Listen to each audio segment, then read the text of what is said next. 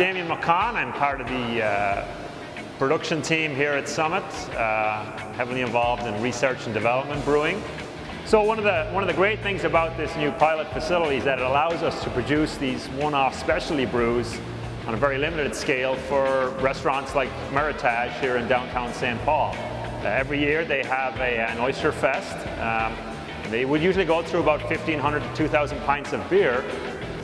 So they approached us and said, hey, what are the chances that you could brew an Oyster Stout that would pair really well with the wonderful oysters that we're bringing in from the West Coast and the East Coast? So our Oyster Stout is roughly based on a 1920s style dry stout from County Cork in Ireland. The base malt is a stout malt that we sourced from a malting company in Ireland, down in County Cork. We also brought in some black malt and some chocolate malt from Simpson's Malting Company in Berwick-on-Tweed in the UK, and then a wee bit of amber malt too. Our Oyster Stout uses a wee bit of oyster in the actual beer itself, not a whole lot. Traditionally the oyster shell would be added, with maybe about 15 minutes to go in the boil. I think that the key is that there's a wee hint of character from the actual oyster content, but that it's not an oyster stew. It shouldn't overwhelm or dominate the actual oysters themselves.